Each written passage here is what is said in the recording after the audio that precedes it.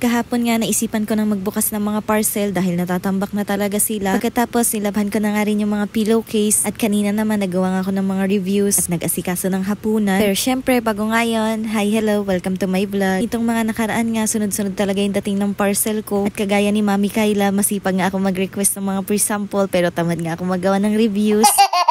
Pero sobrang nakakatawa lang sa puso dahil kahit papano na-approve na nga tayo sa pre-sample na halos dati puro decline din talaga. Hindi pa man to sing lalaki nga nung sa iba pero at least meron na nagtitiwala. Sipag at tiyaga lang talaga at minsan kailangan na rin mamuhunan. Dati talaga masaya na ako sa paggagawa ng content or mini vlog pero dahil ang cute nga lang ng kita kay Meta kaya nitong mga nakaraan na pag-isipan ko talaga na seryosohin na nga yung pag-affiliate. Sa pagsisimula naman mag-affiliate hindi naman importante kung may free sample ka o wala. At kagaya ko iikot mo din yung mata mo dyan sa loob ng bahay nyo, baka nga may pwede ka dyang i-affiliate o gawa ng reviews. Sa totoo lang, mas bet kasi ng mga tao yung matagal na nga na items pero okay pa nga. Dahil syempre, ibig sabihin nun, good quality nga yung items mo. O siya, ayan, pagtapos kang mag-unbox ng mga parcel, refillan ko na nga rin tong humidifier ko para nga habang nagtatrabaho ako o may ginagawa sa bahay, marilax nga din ako. At sa nagtanong nga po kung amoy daw ba siya sa buong bahay, yes po, amoy na amoy nga. Maliit lang din kasi itong tinutuluyan namin, kaya nga amoy na amoy yung scent niya. Naisipan ko na nga rin palang labhan tong mga pillowcase namin dahil ate hindi na talaga kaaya-aya ang amoy. Buti na lang talaga di-zipper nga tong Dufia pillow kaya pwedeng labhan yung balot. Bali pinagtatanggal at nilagay ko nga lang muna sa timba yung mga bulak niya. At dahil makakapal nga tong una na to, hindi nga siya nagkasya sa dalawang timba. Kaya nga ayan yung iba ilalagay ko na lang muna dito sa kumot. Mamayang gabi naman ipagbabalik ko din yan dahil syempre wala naman kaming gagamitin na unan. Nung natanggal ko na nga lahat ng balot ng unan, ayan sinalang ko na nga rin sa washing. Tapos naalala ko nga na meron pala akong dalawang extra dito na pillowcase kaya nga ayan nilagyan ko na rin sila ng bulak. Tinansya ko nga rin pala yung pagbabalik ng bulak para nga sumakto ng 6 na piraso yung una namin. Tigi-isa kasi kaming 4 tapos yung 2 dantayan nga namin ng ati-ati na. Naglagay na nga rin pala ako ng extra pillowcase para nga hindi kagad madumihan yung pinakabalot. Nung tinanggalan ko kasi ng balot yung mga una namin, tinabad na nga ako magbalik kaya nga nakahubo lang talaga sila nung mga nakaraan. Pero ayan, nilabhan ko naman na ate tapos nilagyan ko na ulit ng extra pillowcase kaya wag niyo na akong i-bash. Dami pa naman feeling perfect dito. Ala hindi!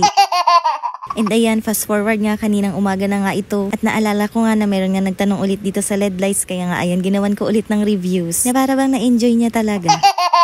Tapos kinahaponan naman pagtapos ko nga mag-edit ng mga videos. Ayan, nag-asikaso na nga rin ako ng uulamay namin para sa hapunan. Daing na bangus nga ang request ng Papa J at hindi ko pa nga to na ma-marinate. Kaya nga bago ko yan lutuin, ibababad ko na nga muna yan ng kaunti para nga kahit papano magkalasa-lasa naman. Naglagay nga lang ako dyan ng konting suka, magic sarap, paminta. At syempre hindi nga mawawala ang bawang. Nakapagsaing na nga rin pala ako nyan pero hindi na nga ako nag-video dahil palagi nyo naman yung nakikita. Medyo pinino ko nga lang itong bawang dahil masarap talaga yan kapag ka naisama nga sa pagprito. Tapos sa totoo lang, hindi ko na talaga alam kung ano nga yung susunod ko na gagawin. Kaya nga, ayan, nilinisan ko na muna itong sofa namin. Dahil parang hindi na talaga siya sofa. Tambakan na lang ng mga kung ano-ano. May mga module pa nga rin palang hindi natatapos yung mga bata. Kaya nga naisipan ko na rin ipagawa sa kanila. Pero inuna ko na nga muna yun sa bunso ko dahil syempre para madali-dali naman.